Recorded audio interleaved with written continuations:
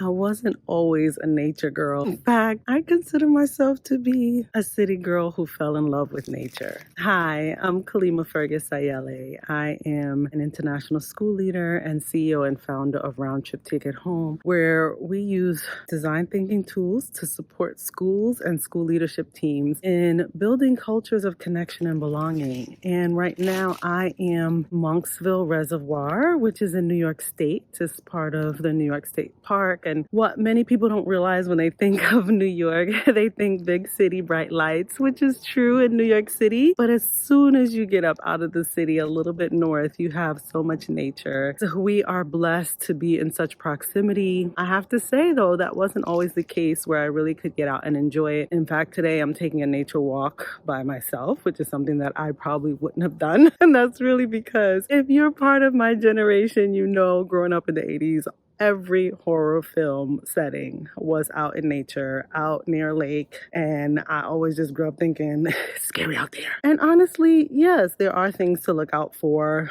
As the interest to this trail, there was a sign about snakes, and I was like, oh Lord. But you just realize that we are natural beings, and being in nature is really part of how we can exist on this planet in a way that's healthy, that really allows us to thrive. And I would say that I didn't always know this to be true, right? I was kind of thrown in to the deep end. I served as a Peace Corps volunteer in East Africa, and being there in that stage of my life, which is early 20s, right out of college, I really had to get used to a new environment, and nature was a big part of that. And one of the things that I was able to do while I was out there was to climb Mount Kilimanjaro. In fact, I did 2 trips, in both cases as part of a school group as a chaperone. And I would have to say that just having those experiences are life-changing, and it really changed my relationship with nature and how I felt about what I have access to when I'm in nature. So even though I don't consider myself to be like a big climber, in fact,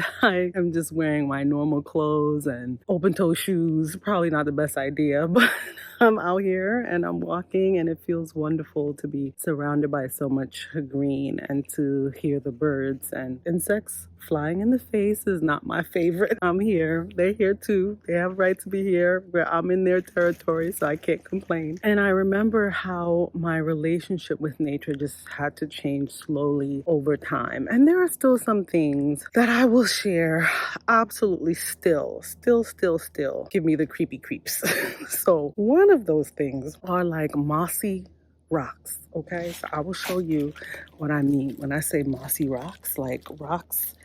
These rocks behind me, when you look over here, have like, they're covered with the moss growing on them. I don't like it. And I know lichen is a wonderful thing. Lichen is a symbiotic relationship between one of the oldest forms of algae and bacteria. They grow together, and they are an indication that the air quality is really good, that it's really healthy air that you're breathing. And so it's wonderful to see lichen growing on the trees and the rocks, but I don't know if I like sitting on it, which I'm sitting on it now. It is what it is. One other thing is I don't like crossing over, like when you have to cross a river by stepping on the rocks to cross it. I don't like it. And when I was living in South Africa, that was actually an activity. It was called kloofing. So there were these, water grip shoes that you would wear, and you would go out with the intention of walking along the river banks. And that was the activity. And I was like, don't sign me up. Don't sign me up. Don't sign me up for that.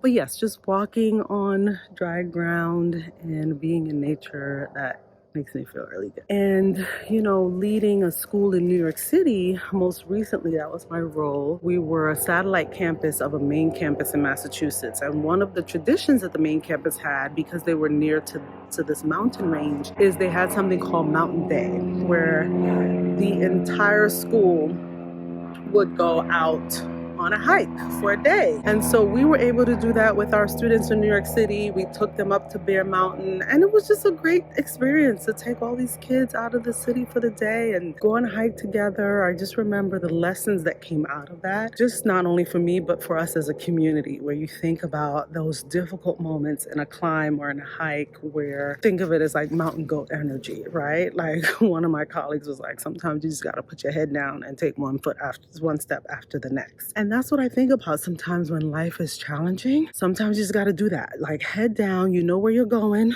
right? You can look around later, but just kind of like lock in one step after the next and just get to where you need to go. And if you know any Capricorns, you know they move like that, right? I call it Capricorn energy, where you just kind of like, I'm gonna just lock in. I'm gonna get this done. I'm gonna get through this. And you know that you're gonna get to your goal, right? So you just kind of hold on to that as your strength in those moments. So for me, hiking, walking, so many wonderful lessons, such a spiritual experience, and just such a gift to be on this planet. All right, y'all, tell me, what is your favorite nature environment to be in? As many of you know, I'm moving to Morocco, and so I will be exploring. I know there's a lot of desert culture out there, which I have had the experience of living near desert culture before, but if you ask me, beach, mountain, desert, I'm going with beach.